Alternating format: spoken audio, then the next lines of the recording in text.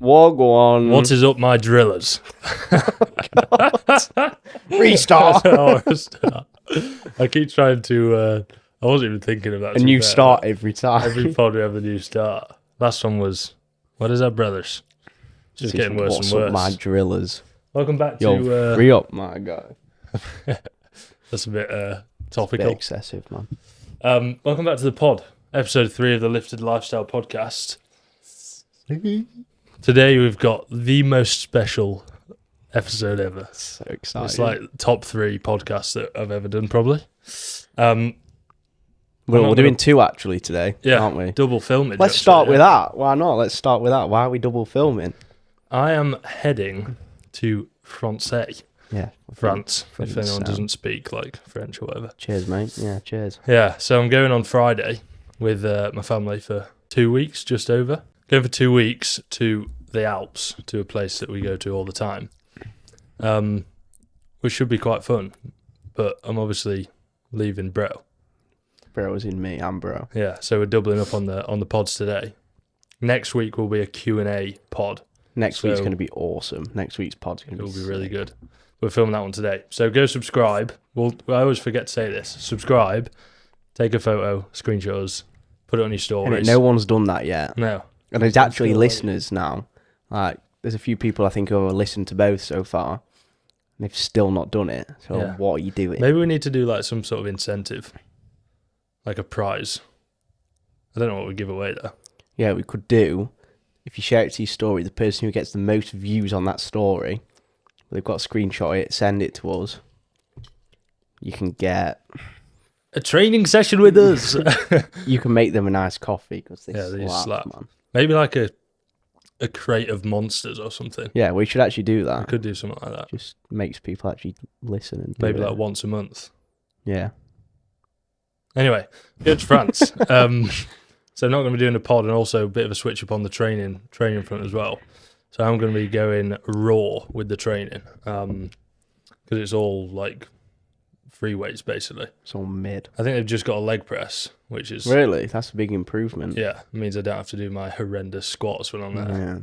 Yeah. It's back breakers. Yeah, literally. I'm literally doing a hip hinge when I squat. So going for 2 weeks, then I'm back for a week, which we're going to have to double up again then, because I am going away with Holly for 5 days to Darwin Forest. Fucking sound. Is that all right there? Yeah. Yeah. Okay. As long as it's not like really close to your face. So yeah, today's pod is all about making physique. Oh, great. Sorry. Today's pod is all about making physique progress easy, because over the weekend I was in the Lake District with some of my mates, and I think they were sort of surprised how easy things can be. Easy things, yeah, exactly. And how like nonchalant you can be with it. If you're not in the know about it, then I think you think it's a lot harder and you have to commit a lot more time and you have to like give up loads of things. Yeah. But if you are in the know, and you will be in the know after this pod, if you're not in the know, get to know. Yeah, then you're going to be sound. You're done now. You're done now. Which is, before we get onto the structure of your week and your training, etc., I wanted to preface, I think we've talked a lot in the last 2 pods about balance and getting smashed, basically. I really wanted to reiterate that most of your progress, or all of your progress, will be made in the time that you're not on holiday or not in these events. Yeah. So I really wanted to just make sure everyone understands. We are 100% dialed in. Yeah, like right now. Yeah. Like people are probably thinking, what? So you lot are just going out at the weekend getting smashed. Yeah. I haven't had a drop of alcohol since I got back from holiday. Obviously you have, but again, it was for an event with your mates, so it's it's one of them. Yeah, I slammed. You're either 100% on or 100% off. Yeah, because I saw a reel that someone posted that was basically saying how all of these like millionaires and like people with unreal rigs saying, oh, you need to live with balance, but realistically they've all spent like 10-20 years not balanced to get to where they are. But what we're saying is you can get to where you want to be whilst adding stuff in, as long as you're on the money. When you're on the money, when you need to be on the money, 100%. I just wanted to clarify. I think that's our clear message with this pod is that when you're on, you're on. When you're off, you're off. Yeah, and switch off at the right Simple time. as that. That's it. Yeah. Because I think some people could have watched the last two and thought, oh well, I can just sack everything off, just go out drinking all the time. I'm still going to make progress. Yeah. And it's not true. But so what we're going to go over today is like how you can be 100% on the money without it being that difficult. Yeah. I think is the name of the game. Yeah. So start off with structure in your week. Most people are going to be busy, working 9 to 5, Monday to Friday. Leo's had like 300 milligrams of caffeine in the last 5 minutes. Just like burping and farting. So yeah, structure in your week for busy people or people that aren't an online coach, for example, that can't have like absolute manipulation of the time of the day. Yeah. I know you do a lot of like timeline planners, don't you, for your routine planners? Yeah. Yes. So why don't you go through a bit like so shall we break it that? down into, because that's quite a broad thing. So let's break it down into different sections. Otherwise, we'll just keep going off on a tangent. We'll do structure, as in where to put your training throughout the day, where to like when to do your meal prep, etc. Yeah. For a normal 9 to 5. Okay. Then we'll do a bit on nutrition, nutrition around work, nutrition around socials. Yeah. Then we'll do training splits, best for busy people that want to get it in quick. So if you're working a 9 till 5, and we'll start with training and like training time, I think this one is important. This is going to be very different person to person. So obviously if you're working a 9 till 5, your only two options to train are either going to be before work, so before 9, or after work, so after 5. So this is where it becomes person dependent. When are you going to train best and most optimally? When are you going to be most switched on? When are you going to feel the strongest? So for me, if I was working a 9 till 5, I think, obviously it's hard to say, but I think for me, I would rather train before work. Yeah. Just because if you're going to work, especially if your job's like quite demanding, let's say you're a tradie of some sort, right? You're going to be going to work, you're going to finish work, and if you've been labouring and stuff all day, you're going to be pretty battered physically and mentally. So I think if I was in that situation, the last thing I'd want to do is go to the gym after work. And if the gym's like my main priority, which it would be, I want to do that when I'm most mentally fresh and physically fresh. So for me, it would be first thing in the morning. I'd literally get up, shower, get some food in, get straight to the gym, train, and then go to work from there. To be fair, I think you actually have done that. Yeah. When you've started, if you're working at, I know you used to start your shifts at Bawtry Gym. Quite early. Yeah. We'd still train before most of the time. So some of my shifts used to start at like 12:1. Obviously, it's not 9 o'clock, but I'd still be working 12 till 9. And I'd be PTing and things like that. So it's still pretty demanding. You're still on you're still on your feet and stuff. So yeah, we always used to train first thing. The other benefit of training first thing is if you train after work, you finish work at 5, you get home for 6. Realistically, you're getting into the gym for 6:30, 7. Yeah. You can't have caffeine, or else your sleep will be ruined. Yeah. So like, I'd much rather do it in the morning. You can have caffeine. And I think just from like how you feel after you train. Yeah. Obviously, all your endorphin release and all that stuff. Like, it does actually set you up for the day. Yeah. Like at first, obviously, you're probably going to feel a little bit battered. Yeah. Like when we drive home from the gym, we're like sat in silence the whole way.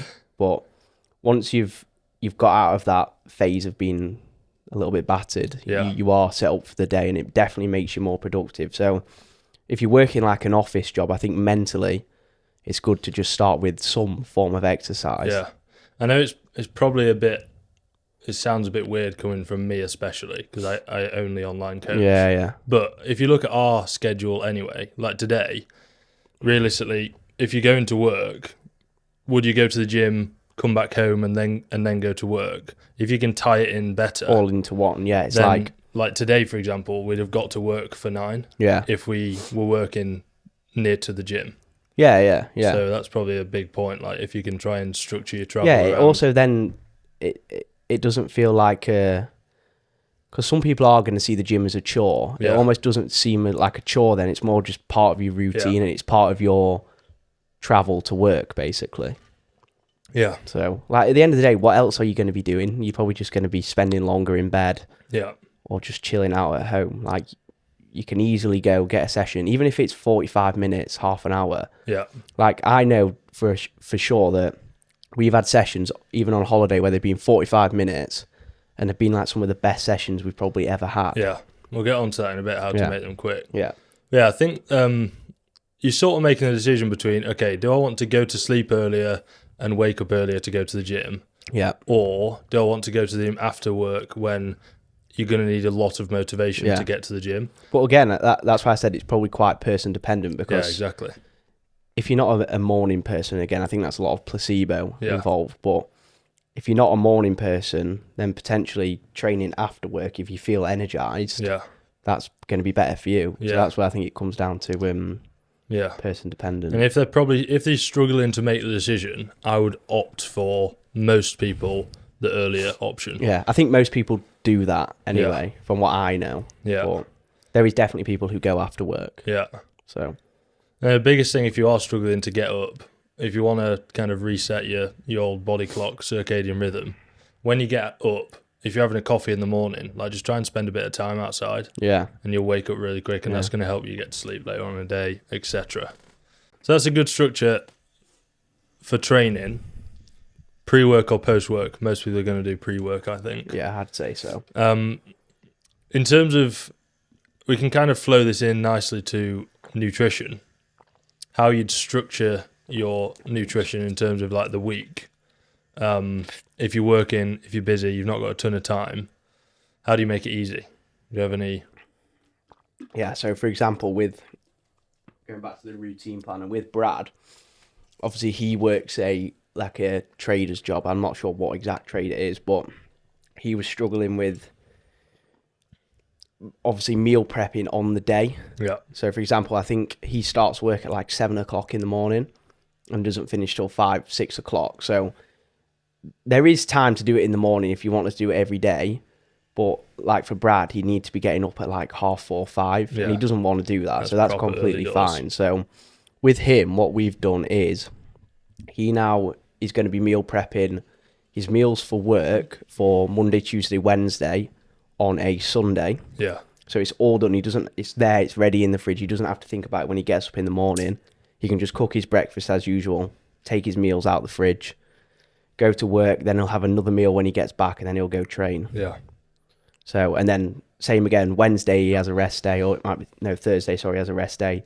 No, Wednesday he has a rest day. So he does the same again then, and meal preps for Thursday and Friday. Yeah. And then it's done, he doesn't have to worry about it. That's what I always say.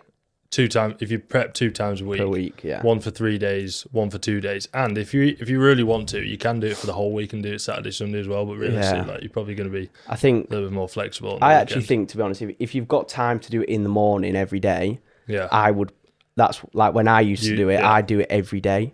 It's nicer. Yeah, your food's going to taste better because at the end of the day, if you're meal prepping on Saturday, and you're not having that meal then till Wednesday, Thursday, it's probably not going to taste the greatest, especially if it's like some sort of meat and Sometimes what I'll do there is I'll meal prep like wraps and then put them in the freezer, and then the night before defrost it. Yeah, so and then you can. It's a lot nicer, a lot better. Yeah, that's good structure for your nutrition. And I think a lot of people slip into the trap of not doing that and then like going for meal deals or whatever. They just go for the easy option. And again, you can still make progress doing that, but it's not going to be very cost effective. No. And for me, again, the stress of every day having to think, I need to go to the shop and find stuff that fits my macros. It's going to take more time total, isn't doing it? that is just taking more time and more stress. It's like probably 20 minutes each trip, 5 days a week. Like, it's going to be more time than meal prepping. I mean, when I do meal prep for multiple days, I'll do it pretty much all in the oven. Yeah. Which is like, it just means I can put it on and leave it. Yeah, you could do something else. So like total time actually doing stuff is actually probably only half an hour. Yeah. Obviously letting it cook for longer, but like, but actually, it's not taken away from your day because you can crack on with other work and stuff like that. Yeah, that's good. So nutrition around work, we kind of covered that. you got Brad doing his pre-workout meal post Yeah. work. Yeah. Yeah, and that was another issue with Brad is he was on a meal plan, and then since we've been reversing out him now sort of holding / slightly pushing body weight up, he was started falling into the trap of just because he's busy with work, having like 2-3 meals a day. Yeah. And I said to him, like, to be completely honest, it's probably not going to be the most optimal way of doing things. Yeah. So now he's on 4, and then like a later like snack, like literally just a shake before bed. Yeah, especially for training quality. Yeah. I think in terms of actual protein intake, there's some new research that I read recently. Is there? Yeah. Enlighten us, brother. Sorry, I'm a bit of Bro like loves his research. Just slag for research. Bit of a tangent. What annoys me so much is when people go, "Oh, I've been doing loads of research recently." No, you haven't. You've just read something online with someone else who's done all the research. You've read a reel, mate. Yeah, it's just stupid. And I don't do research. I'm not the one doing the research. No, I'm just reading find the it. research. Yeah, you just find the research. So I'm reading.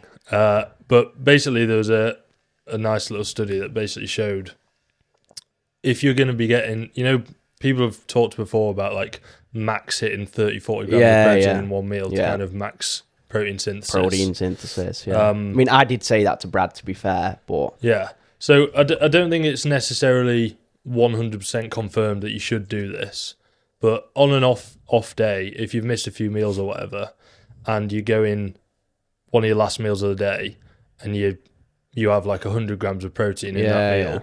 Basically, this research showed that it's probably not going to be wasted. No, yeah.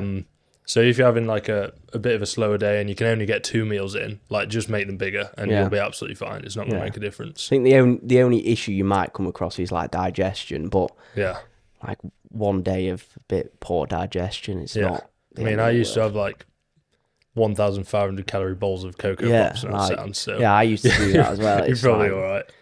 Yeah, you're going to be fine. Yeah. So then the last thing around nutrition then, you've ticked off your work week. Weekend comes around, maybe it's a Friday or a Saturday. You might not be doing anything and you can just stick to the process. Yeah. But in the occasional weekend where you've got a big event coming up, maybe it's your mate's birthday, maybe you've got a wedding or whatever. Or you're just going for some pints. You just fancy a little cheeky one with your mates. Prepping or sort of nutrition around those socials. I think we covered it a little bit last week, but might as well go over it again. It ties in. So. What are you trying to? Do you have any key points that you're trying to tick off? So again, we did say this last week, but I would just adjust my nutrition on that day. Like I'd always make sure. Like for me now, I always with social occasions, if I haven't known in advance I'm doing it, I probably just won't go. To be honest, because I want to progress. But if I know it's coming in and I've planned it in, then I would literally just reduce food throughout the rest of the day. I think the question there is actually, if it's something that comes up last minute, if it's something that you want to do, you'll still go. Yeah, I will. Yeah. It's more like, do you want to or do you not want to? Yeah, it's more of that. Yeah, you are probably right there. Because don't get me wrong, on a Friday night, if someone messages me, do you want to go out? Most of the time, I can't really be arsed anyway. Just because it's average. Yeah. It's not that fun. I'm not really going to gain anything from it. I'd rather put my time into other things. So save it for the big ones. Yeah. So that's calories wise. You obviously adjust. Yeah. What did you mean? Make some room. I think there's more stuff as well. Like I'll try and if I know I'm going out, I'll try and hit my protein before I actually go out. Yeah, definitely. So then any extra, if you have like a kebab or whatever, you're just topping up. It's fine. Yeah. And then we've talked about. I think drinking so much. Yeah, and another thing with that though is with a lot of people when they end up going out, I don't actually think it's the going out that's the issue. It's then what follows the going out. Yeah. Because they go out, they're like, oh, I'll just like sack off the next day now. Like, what's the point? When going out is not going to ruin everything. Like, it's not now that you're like, oh, I've ruined everything. I might as well just go ham. Because that's a good point, actually. Yeah.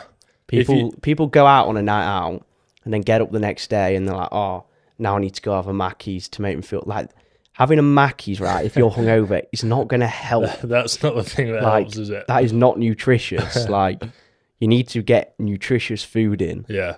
Yeah, but everyone does that, and Yeah, they're like, actually, oh, I if it's going need to a revive Mackey's you, to revive me. No, that's probably going to make you feel a lot I mean, it worse. tastes nice because it's salty and greasy, Yeah. but it's probably not going to do you great. yeah. Also, I was speaking to someone today about if you do go out again, let's say you go out on a Friday and you normally train on a Saturday, I usually recommend like not I just training. take the day off. Yeah. It's not worth it. Your training's not going to be good. It's not No. going to be productive. So just for most people as well, if your split's done properly, you can probably just shift your days by one. Yeah. Like Easy. It's fine. It's not an issue. Yeah, That's what I say to people as well. Like if you feel like you're sound and you've not had like a really heavy night and you feel good, then fine, go train. But if it's been pretty heavy, just adjust your split for that week. Like it doesn't matter. Yeah. As long as you're still allowing to recover between your days, Yeah. it's not going to matter. Agreed, man. So training then, Yep. busy bloke, working 9 to 5, kind of done the routine of when we should train, Yeah. but a big part, a lot of lads were asking me at the weekend, like, how many times a week should I train? What split should I do? It's obviously very person dependent, but when I sold them, most weeks I train 4 times a week. They're like, what? You're not training 7 days a week? Yeah. Yeah. I get that a lot on like TikTok and stuff. It's like, oh, how many days are you training? Do you train every day? Yeah. Like, no, obviously not. Yeah. I think it's easy to look that way though, because you're Yeah. obviously posting something about training or Every whatever day, every something day, like, so yeah. it does look that way. Yeah. But the first thing is to understand is all of these questions are actually very minor in terms of how much difference they make compared to other things. So try not to focus on the minutiae and just make something that fits yourself. Yeah. That's another thing. Like when people say, oh, like what split should I be doing and all this, like for majority of people, right, you're not at a point with your physique where your split needs to be like specified. Yeah. Like not many of my clients have specified splits for weaker body parts and stuff like that, because the harsh reality is you probably just need more muscle everywhere. Yeah. If you're saying what split should I do, you definitely don't need a specialized split. Yeah, I literally had a guy message me yesterday and he asked for an opinion of his physique. Yeah. He was like, oh, what should my split be? What are my weak points? He sent me a video. I was like, yeah, send me a video, whatever. And I looked at it and straight away I just said, oh, what the hell? Siri's popping off. Yeah, he was trying to message me a basilisk. What the hell? I've not spoken to her in about 4 years. Hi, Mia, what training split should I do? Literally copied out all our conversation. What were we on about? Some bro that messaged you. Yeah, so he sent me a video of his physique, and within like 1 second of looking at the video, and this is not me saying anything bad about him, like he's clearly quite young, and his physique was like pretty good to say his age and stuff. But I was like, to be completely honest with you, mate, you don't need to be thinking about any of this, what you're asking me. Yeah. Like, you literally, for what you want to achieve, you just need more muscle everywhere. So stop overthinking your split. Just get into the gym. Do sessions. Do sessions that you enjoy. Exercises that you connect well with and you can progress. Jobs are good. Jobs are good. Yeah, but that is literally what it is for most people. The only thing I'd say is, I mean, don't make this mistake, because later down the line you might end up regretting it. Yeah. But a lot of people will just want to look good with the t-shirt off. Yeah. With swimming trunks on, etc., which you're not going to be able to see your legs very much. Yeah. So some people do want to grow their upper body more than their lower body. And that's probably the only bias that I would slightly consider. Yeah. Because I do believe you can grow your legs very well from just once a One week. session. Right, we've never done legs more than once. Maybe when we first started training, we thought we needed to. I did twice when I was sort of going through the rugby stuff. But again, I bet one of your sessions was probably more, what's it called, like functional based. Yeah. There was a lot of explosive stuff, and then I just split it up into one day was mainly quad and one day was like freaking ass. But yeah, definitely glutes. For the majority of people, one lower session is going to be enough. If you can train hard and accurately, you can get so much from one. Yeah. Like my leg volume, I do 3 sets of quads a week, and arguably when they're lean, they're probably one of my best body parts. Yeah. It's kind of annoying, I can't Yeah, lie. it's because my legs are so short. That's literally why. But to be fair, even I put a photo on my story the other day, and I was like, oh, I've been prioritising upper body for 3 years and my legs have grown. Like, Yeah. great. We've But I trained think them once a week. it's because one of those, if you can get into and this, to be fair, I'll openly admit I can still be better at this, but if you can get into the mindset of training legs well, you train a lot harder in those sessions than you probably do. Well, we don't, but we do in a way. It's hard to explain because we do still obviously train hard upper body wise. It's kind of like if you're doing a 100-meter sprint, Yeah. you could sprint really hard and you'd sort of go, oh, that was actually kind of easy. Yeah. That's like training chest. Yeah. But if you did a marathon Yeah. and you did it to the same intensity as the sprint, like as hard as you could, you'd be absolutely blasted. Yeah. And that's like training legs. It's just a harder thing. Good analogy. Great analogy. I don't know how I thought that That is actually really good. It is weird. Like whenever, like again, it comes back to our post-session car journeys home. After like push, we'll still talk. We'll have conversations. Like we're always chatting about business. Yeah. Like literally in the pod and everything like that. But after legs, to this stuff, aren't we? After legs, we generally don't say. Yeah. We'll probably say like 5 words to each other, and it's like a 40-minute drive home. I put the seat on decline and just go sleepy. Yeah. So sleepy.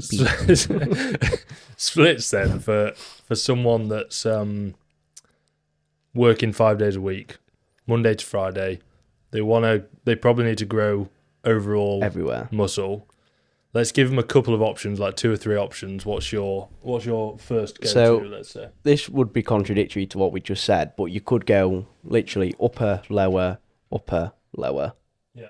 But again, that's slightly contradictory to what we just said. So I think for me, for most of my clients who do 4-day splits, it's always upper, lower, and then a push and a pull.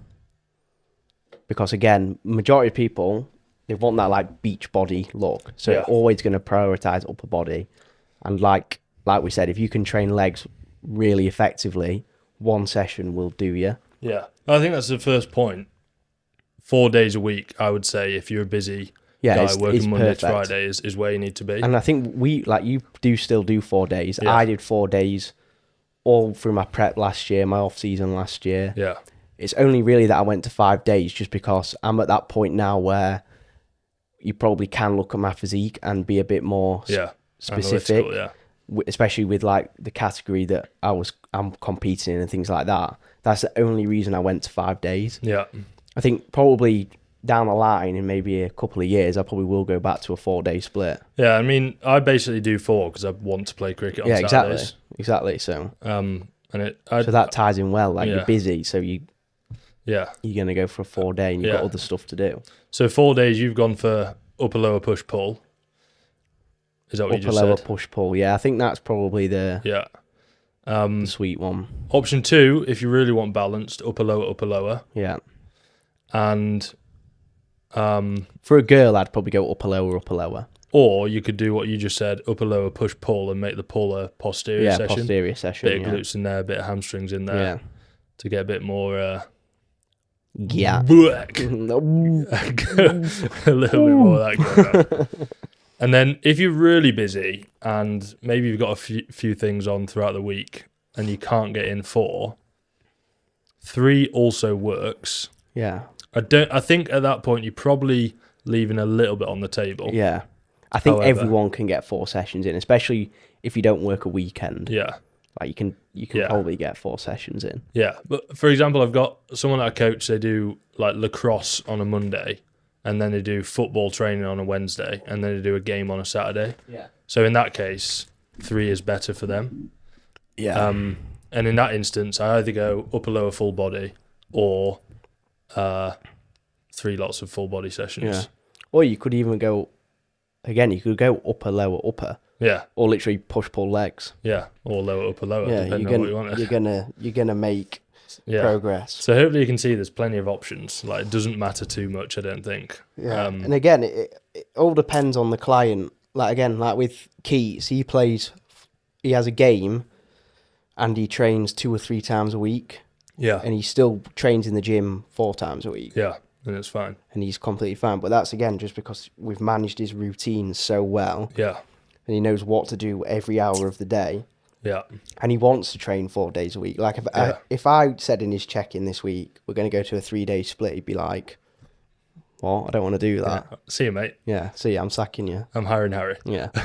You're not doing that. Yeah, I mean, when I was playing rugby, you do have to, like Keats, I think you do have to get a bit more technical with the programming here. So it might be a little bit difficult for you to do this by yourself, but if you want help with it, like, just message us. Link in bio. Link is in the bio. Fucking click the link now. And in the description. Literally do it right now. It's literally everywhere. Yeah. So if you are playing a lot of sport like Keats is and like I was with rugby, I mean, I was training 4 to 5 days a week, rugby training. And sometimes it would end up being 6 if I went and did a Saturday as well. That's that was heavy, heavy. But I was still training 4 times a week in the gym. I'm gone. Sorry, go on. I was still training 4 times a week in the gym because I really enjoyed training. Yeah. But that's where you got to get a bit more techie with like volume, balance and everything, and making sure you're actually recovering, or else you will in like 2 months' time be absolutely battered. In the bin. And to be honest, I was kind of still battered, but a lot less than I would have been. That's another thing we can talk about is with people who are busy, and let's say they only have 45 minutes to an hour to train. With their sessions, what could you do to get adequate amount of volume in without saving time? I think there's a lot of points there. Yeah. So I'd say the first one is, if I was in that situation, I would be absolutely rinsing intensifiers. So drop sets, rest pauses. Like, we even do that now just because we don't want to be in the gym for hours on end. Yeah. So like with the rest pause, like today you did a rest pause with rear delts. Yeah. It means we haven't got to spend another minute and a half resting, then doing another set, spending however long getting to those effective reps. Yeah. Instead, you can rest 10, 15 seconds, go straight back in, and straight away those reps are going to be effective. Yeah. So effective rep, for anyone listening, is basically a rep that's like close to failure. Yeah. So it's involuntary, not voluntary, involuntary. Is that what that means? Involuntary, yeah. It's an involuntary slow rep because you're trying to move it fast, but it moves significantly slower. So whenever you're about 5, 6 away from failure, I think it was Muhammad Ali said it himself. He only starts counting when it starts hurting. Yeah. It's kind of a little bit true. Yeah. So putting these intensifiers on, like a drop set, for example, you'll do a set of 10. The last 5 are probably effective. Then you do a drop set. You get another 5 that are all effective because they're close to failure. Yeah. So you've effectively kind of done the amount you'd get off of one set, off of 2 sets, sorry. From one set in a really short condensed Maybe it's not 100% just as good, but it's very close, I think. Yeah, I don't think there's any harm in doing that. But again, you definitely need to be careful with it, because if we went in and did drop sets and rest pauses on every single set, you would be smashed. Yeah, and you're probably not going to recover from it. So if you're thinking about doing it, trial it, but start at the lower end. Start on your isolation. Isolate. I don't think I'd ever do it on a compound anyway. Even if I didn't have time, I wouldn't do it on a compound. But start at the lower end, like as low as you can. If you can recover a little bit more, if you can recover again a little bit more. As soon as you start noticing negative feedback, then you know you need to come back down. And that's the same even if you've got time.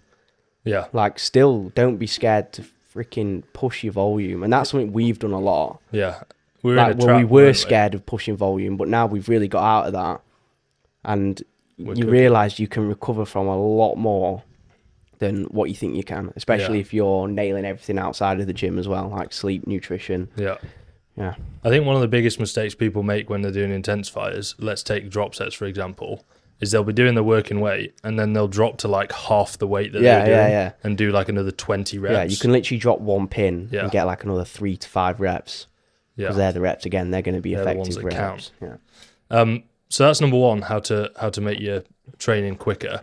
The second thing, which I think I've actually been playing about with recently when we need to crack through sessions, and that is culminating your warm-ups. Yeah, this is actually really good. Into basically one larger warm-up set. I think I actually, even again, if you've got time, I still think it's good. Can work quite well. I think it's better. Maybe again, if it's an isolation, I think it works better than a compound. Compounds, no. You wouldn't be doing it on a leg press, would you? No, I would not do it on a leg press.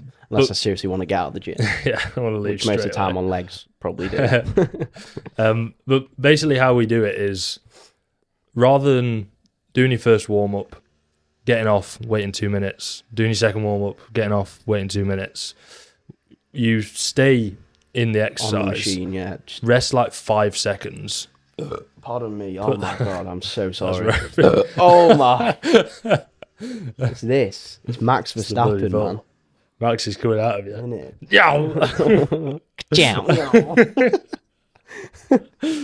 Go on. Okay, so you stay in the actual exercise and go through your warm-ups that way, and you'll probably save 5 minutes on each exercise. Yeah. Which across a session could save 25, 30 minutes. Yeah. Like we've been doing this a lot on legs, and in terms of my actual working sets, I believe I've been performing better, especially on things like a leg extension. Because if I'm waiting, if like I do my warm up, get off the machine, you then get on the machine, change the settings on it, do your warm up. It's been like a good 2 minutes, and it's like I've not even done that warm up because there's no blood there anymore. Yeah. And then the only thing I'd say is make sure you do a bit of rest in between your last warm up and your set. Your set. Yeah, because you are going to be. If you've done it properly, like I, especially again on legs, I like to actually feel like I've got a pump already. Yeah. Like it does make the set feel much more effective. So intensifiers, culminate your warm-ups quickly into one. And then I'd say well, maybe not the last one, you might have another, but is with your exercise selection, don't be worrying and doing 8-9 exercises. Like I could do a push session with 4 or 5 exercises, maybe slightly higher sets, intensifiers on those isolations, and get a very good session. Yeah. And again, we've been doing this ourselves. Like with our Thursday push session, there's a lateral, 2 presses, a tricep and a bicep. So there's 5 exercises there. Yeah. But like on the Jim Lecco flat press, our first press, we'll do 3 sets instead of 2. Yeah. So we're saving time from moving one machine to the other, loading plates on, warming up on that. Because we know we love that Jim Lecco press. It feels good, progresses well. So we might as well do a 3rd set on there rather than going on to another machine. I don't get that. I think people do 9-10 exercises and it's like, why? You're doing the same thing just on a different machine. Or you're just doing like a single arm row and then a dual arm row that's doing the exact same thing. There's no point in doing that. Unless you really like spending age in the gym. But if you're spending over 2 hours, like our max sessions, including cardio, are probably 2 hours. Yeah. Including a decent whack of cardio. Cardio, like 20-30 minutes cardio. Yeah. So the sessions really are an hour and a half. If I was training for any longer than that, the work would be like so unproductive. Yeah. And that's from the time we like arrive as well. It's Yeah. I think that's quite a big thing. People doing exercises that are kind of redundant. Yeah. I see it all the time on Instagram or on TikTok. I thought you were going to out someone then. I thought you were going to say someone's name. Nah, don't hate us. I can think of a few people who do it, but I'm obviously not going to mention their name. I know exactly what you're talking about. Yeah? Yeah. Do you actually? I think so. Can we just bleep this bit out? Just get that. Yeah. Yeah, I knew it would be. We'll bleep that bit. We should bleep that out because I don't want to get a bad rep. We won't bleep it out. But yeah, people will do an exercise and then do another exercise that's almost identical. Yeah. The classic is doing a lat pull down with a straight bar and then doing pull-ups at the same in the same session. What the fuck? If you're doing 2 sets of a straight bar pull down and then 2 sets of a pull-up, just do 1 and do 4 sets of it. It's literally you're not exactly changing anything. Yeah. Maybe like with pull-ups, like obviously after 2 sets, the profile's going to be that rough. It might be hard to get short, but then even or you're just on too heavy and you're not strong enough. Like it's just freaking stupid. Yeah. Even with biceps, I can't remember the last time I actually did 2 bicep exercises in one session. Because at the end of the day, all you're doing is bending your elbow. Yeah. Like all this like long haired, short haired, like I'm biasing the short and range. Yeah. It's not that deep. Like just curl some weight and Yeah. you're gonna grow. Maybe you do a hammer and a regular Yeah. curl, but don't be doing. Now you've got to do a preacher, and then you've got to do a Bayesian behind the back D-handle crossed cable curl as well to bias both ranges. You know. Yeah. I get it. If you want to do that, it is fine. But I really think it's like not even a 1% difference. Yeah. I mean, we've been doing basic and incline dumbbell curl. We do that every bicep movement. It feels we do awesome, and we're getting curl. stronger. Sound. I'm about to curl the 18s next week, mate. I keep sticking on the 14s, and then I saw you doing the 16s, and I was like, I probably should have a dabble on I got them for 9 as well, so we're going the 16s for 9. Yeah. Good shit, and it's good as well. Good full form. stretchy poo as well. Yeah. Shame my biceps still small, but we move. Myself, mate. I just need to do 14s forever. Then I might grow. Jesus, it's sweaty in here, you know. Yeah, kind of hot. Need the fan on. Last point for making training efficient. Probably just man spreading in the pod. Last point for making your training efficient is train harder. Everyone probably needs to train harder. Yeah. That's watching this. And that ties into how many sets you're doing in the session as well. Again, if you're doing 9-10 exercises, you're in there 3 hours. Yeah. If you're not battered after an hour and a half, you're probably not training hard enough. Yeah. I don't think bottom line. Yeah, that is the bottom line. That is the freaking bottom line. Even myself, I'll finish a set and then kind of go, I think I've kind of just convinced myself that I've failed, there. Yeah, I do it. Towards the end of the session, definitely. Yeah. That's why you need to logbook. Like, I actually think next gaining phase, I might start my pull sessions with triceps. Yeah. And then start my push sessions with biceps, because I'll be the first to admit it. Sometimes when I'm doing an incline curl, at the end of a push session, because we do push and arms, I am so battered, I feel like I cannot get anything from it. That's why I've been trying to be a bit more attached to the numbers of that stuff. I know I'm not going to be stupid enough to just rag up the weight now. A few years ago I would have. You would have done that, which is why I stopped logbooking arms. But now I'm like, okay, I'm not an idiot. Like, I've just been logbooking the load. Yeah. And it has worked. Like, my arms definitely have grown, but I probably could have grown them a little bit more if I'd been a little bit more strict on how intense I was training. Yeah. So up the intensity, and then you can probably reduce the volume. Yeah. I mean, some of you lot, and I've seen it myself, and I used to do it as well. I'd be doing 4 presses in a session with 4 sets each press. Yeah. Doing a flat barbell press, then a flat dumbbell press. Yeah, if you're doing that, you're not training hard enough. No. If you train hard enough, you can probably get away with doing 6 to maximum 8 sets per muscle group in one session. One session, yeah. I don't think we do that on any muscle group. No. I think the most we do is 6 on one of our push days with the fly. Yeah. And you do a high incline press, which is a bit more dealt. Yeah. So train a bit harder. Don't do bloody 5 million exercises, and you'll be in and out in you can get your sessions down to an hour if you do all those 4 points. Probably even 40 minutes if you do all those points consistently. I hope they can't hear the raucousness outside. Some bro is chopping down your gardener Amazon outside. HL's gardener. Who has a gardener, man? Oh, weird. She said, "Are you rich?"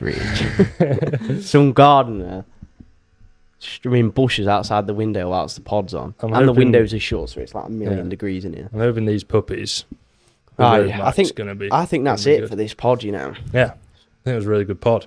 Yeah, I think that probably, in terms of education, that was very good. I think people will get a lot from that. Yeah. So go ahead, apply this stuff. Don't just listen to this and not do it, because it will actually help you. And any questions, feel free to just message us. Yeah. You don't have to be paying for coaching to get advice. Funny enough, we do like helping people. Yeah, that is kind of our job. Apart from you, I don't like helping him. Yeah, and HL asked me a question. Please assist, please. Fuck off. No, mate. I literally watch HL die on the leg press every week, and it brings me so much joy. Well, no, if you have questions on anything, literally DM us.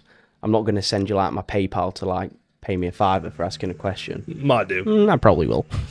h.j.longworth on my Instagram. Leo Woods. That's Leo it. Woods. You got the freaking best Instagram handle ever. Yeah. I can't get. I don't know mine how now. I've got that, to be fair. Yeah. So yeah, drop us a DM. Hopefully you've enjoyed this pod. If you do have any questions, drop us a message. Subscribe. See you next week. Screenshot. See you next week, but it's actually like 5 minutes later once we've had a quick breather. Yeah, exactly. And yeah, subscribe, like. See you in the next one. Bosh. Goodbye. Kiss me.